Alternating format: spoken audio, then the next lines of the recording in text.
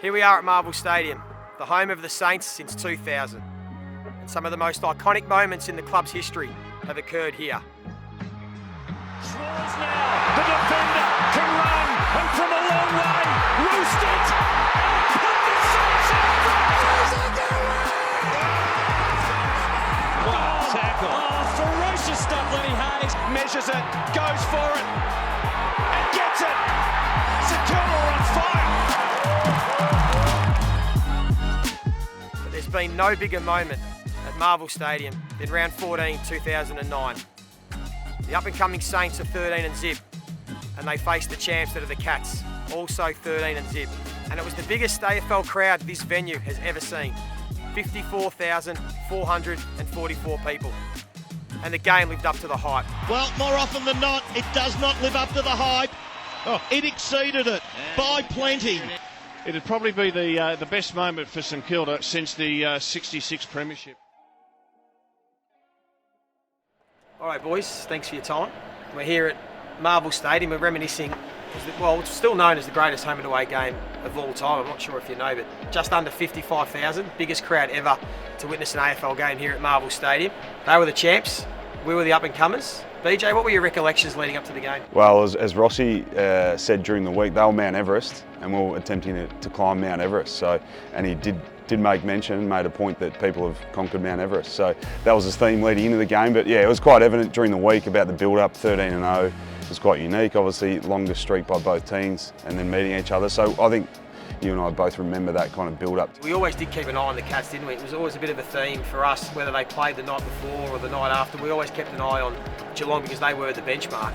So we always had it in the calendar. We knew when the game was coming, didn't we? It was unspoken, but we always knew when the Cats were coming. Yeah, well, if you want to trace it back, like the rivalry kind of started early 2000s when there was discussions around the best young list in the AFL and who's got this, and then finding out off Corey, they kind of despised us because we had all the top draft picks, and they, Geelong did it the hard way and the hard yakka and all that kind of thing. But there was a rivalry there that was kind of started early 2000s. I think with a rivalry comes close games and big games, and we played in a number of those against Geelong for a number of years. But that obviously, had climbed Mount Everest.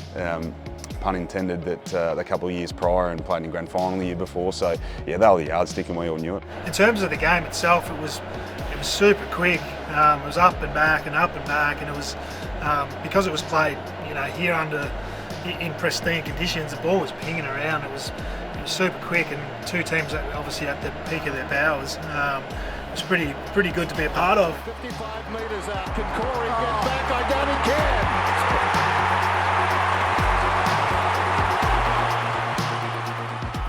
Like, it's the closest thing to a finals game is just the intensity of everyone. Like, there's all 18 guys on the field, and 22 that were playing on each team that week. Just, we're not going to give a fingernail. It was not going to give a centimetre to each team. It was relentless. It was ruthless. It was hard. Like, as much as it was going up and back, looking at the stats, there was still 150 tackles, 60 tackles laid. Like, so it was probably as close as a finals game you can get to in a home and away season that I've been a part of. Just trying to picture what it would have been like as a fan, just coming to the game, and just whether you're a fan of St Kilda or a fan of Geelong, or if you're just a fan of footy, it would have been pretty incredible sitting in the stands and that's what I think the story and what just everything that the build up. I said even going back to the rivalry just between the two teams and the build up during the week, and then just it kind of adds to the storyline. It was almost like a perfect storm for footy. And if you if you could watch one game, I think, not knowing any footy, a lot of people would say, mate, just go and watch this game. That was the point. All the big names stood up. The superstars all played well. Jimmy Bartell was awesome. Paul Chapman played well. We had Rui and Cozzy in the forward line. Lenny was enormous. So that made it pretty special. And ironically, you two were playing on one another. Well, we always played on each other. We always had a good duel. It was a good battle. But the contest. And who got the chocolates that day? I think it was pretty even. It was pretty even. Well, they won, so yeah. Really appreciate your time reminiscing about 2009, the greatest home and away game that was ever played, biggest crowd ever here at Marvel Stadium. But I do have to go and speak to the real hero of the game, because the big show, Michael Gardiner, who set Marvel Stadium alight, he was the superstar on that occasion, so we'll chat to him.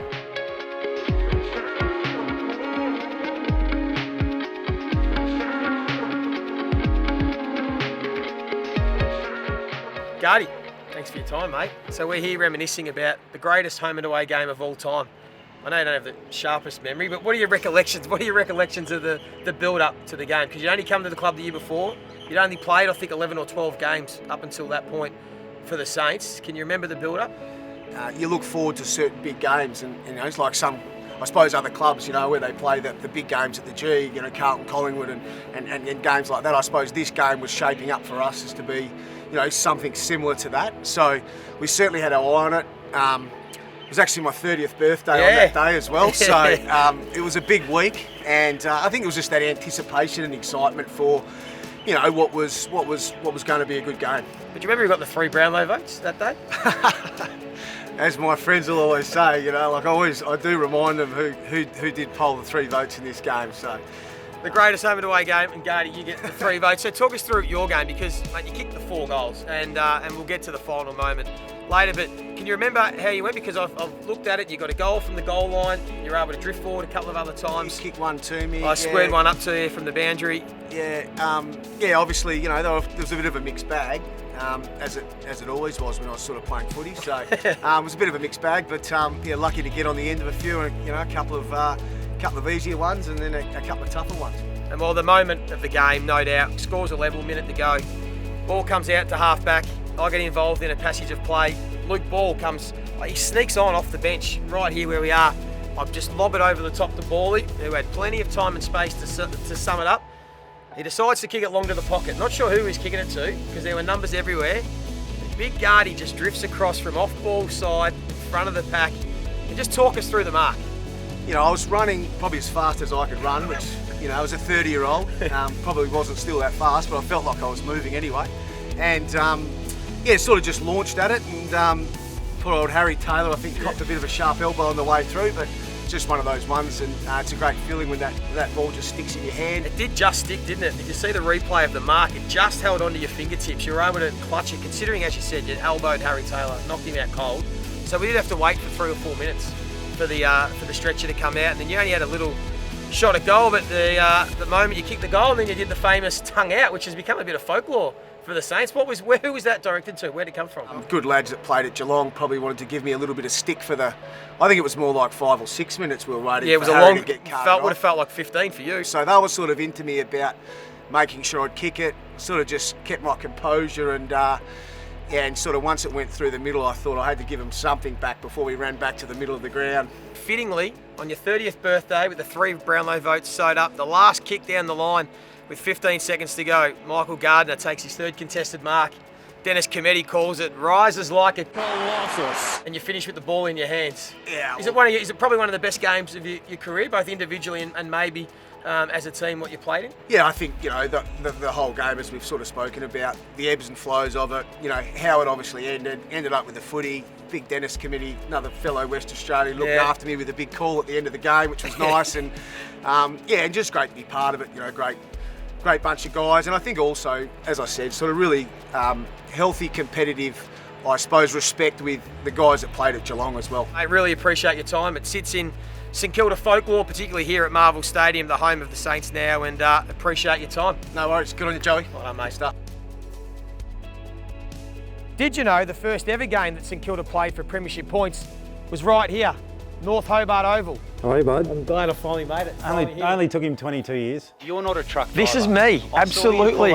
This is not you. The SRV 5, the Unbreakable. 11 and 12, Batman and Robin. Yeah. I'll let you work out who Batman was. But,